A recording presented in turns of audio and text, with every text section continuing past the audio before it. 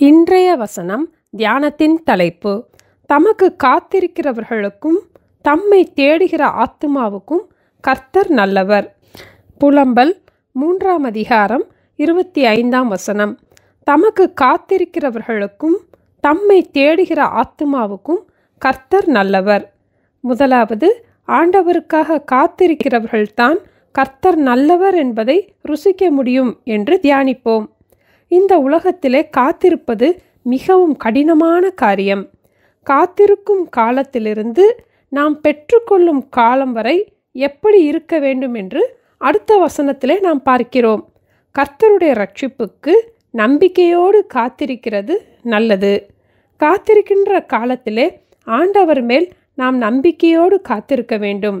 அந்த காத்திருக்கும் நேரத்தில்தான் நமக்கு பயம் வரும், அவ்விசுவாசமான எண்ணங்கள் வரும், ஏன் ஏன் என்று பல கேள்விகள் எழும்பும். அந்த நேரத்தில் நாம் பயத்திற்கோ கலக்கத்திற்கோ இடம் கொடாமல், ஆண்டவர் எனக்கு நன்மைதான் செய்வார், ஒருபோதும் எனக்கு தீங்கு செய்ய மாட்டார், கர்த்தர் எனக்காக யாவையும் செய்து முடிப்பார் என்ற நம்பிக்கையோடு நாம் காத்திருக்கும் போது கர்த்தர் நல்லவர் என்பதை நாம் ருசித்து பார்க்க முடியும். காத்திருக்கும் நேரங்கள் வீணான நேரங்கள் அல்ல, ஆண்டவர் நம்மை உருவாக்குகின்ற நேரம். அந்த நேரம் ஆண்டவர் நமக்காக கிரியை செய்கின்ற நேரம், அவருடைய சுபாவம் நம்மிலே உருவாகும் நேரம். ஆகவே கர்த்தருக்காக நாம் பொறுமையோடு காத்திருப்போம், திடமனதோடு காத்திருப்போம். கர்த்தருக்காய் காத்திருக்கிறவர்கள் பாக்கியவான்கள். அவருக்காய் காத்திருக்கிறவர்கள் ஒருபோதும் வெட்கப்பட்டு போவதில்லை. காத்திருக்கிற நேரத்திலே கர்த்தர் நல்லவர் என்பதை நாம் ருசித்து பார்க்க முடியும். அடுத்தபடியாக, கர்த்தரை தேடுகிறவர்கள் அவர் நல்லவர் என்பதை ருசிக்க முடியும். விருதாவாக என்னை தேடுங்கள் என்று நான் யாக்கோபின் சந்ததிக்கு சொன்னதில்லை என்று ஆண்டவர் கூறினார்.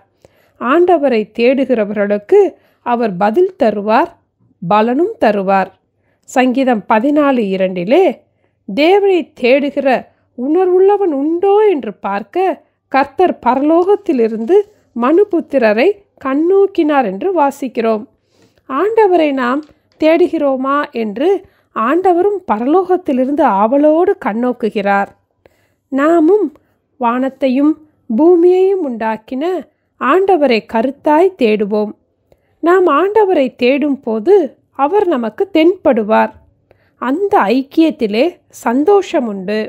அந்த சமயத்திலே நாம் கர்த்தர் நல்லவர் என்பதை ருசிக்க முடியும். சகேயு ஒரு சீஃப் டாக்ஸ் கலெக்டர், வரி வசூலிப்பவர்களின் தலைவன்.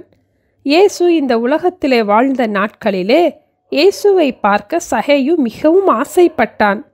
அவன் குள்ளனாக இருந்தபடியினால் ஜனக்கூட்டத்திற்குள் இயேசுவை பார்க்க முடியவில்லை. ஆதலால் இயேசு போகும் வழியிலே அவருக்கு முன்பாக ஓடினான். இயேசுவை பார்ப்பதற்காக காட்டத்தி மரத்தின் மேல் ஏறினான். அவன் ஆண்டவரை தேடுவதற்கு எடுத்த முயற்சிகளை ஆண்டவரும் பார்த்தார். அந்த வழியே போகும்போது, சகேயுவே, சீக்கிரமாய் இறங்கி வா, இன்றைக்கு நான் உன் வீட்டில் தங்க வேண்டும் என்றார். இயேசு அவனை பெயர் சொல்லி அழைத்தார். அவன் சந்தோஷத்தோடு இயேசுவை வீட்டிற்கு அழைத்து சென்றார். இயேசுவின் அன்பை ருசித்து பார்த்தார், மனம் திரும்பினார். நாமும் தினமும் ஜபத்திலே வேத வாசிப்பிலே ஆண்டவரை தேடுவோம். ஆண்டவரும் நம்மை தேடி வருவார். முதலில் சில நிமிடங்கள் ஆண்டவருக்கு நன்றி சொல்லி ஜெபிக்க பழகுவோம். முழு மனதோடு முழு இருதயத்தோடு ஆண்டவரை தேடுவோம். அவருடைய அன்பை நாம் ருசிக்கும் போது ஆண்டவரை தேடுவது நமக்கு இன்பமாக இருக்கும். ஆண்டவருடைய வசனங்கள் தேனிலும் தேன் கூட்டிலிருந்து ஒழுகும் தெளி தேனிலும் மதுரமானது. வேதத்தை தேடி வாசிப்போம், அந்த இன்பத்தை ருசித்து பார்ப்போம். கர்த்தரை தேடுகிறவர்களின் இருதயம் மகிழும். ஜெபிப்போமா? அன்பின் ஆண்டவரே, ஆண்டவருக்காக, ஆண்டவருடைய வார்த்தைகளுக்காக காத்திருக்கக்கூடிய ஒரு இருதயத்தை எங்களுக்கு தாங்கப்பா.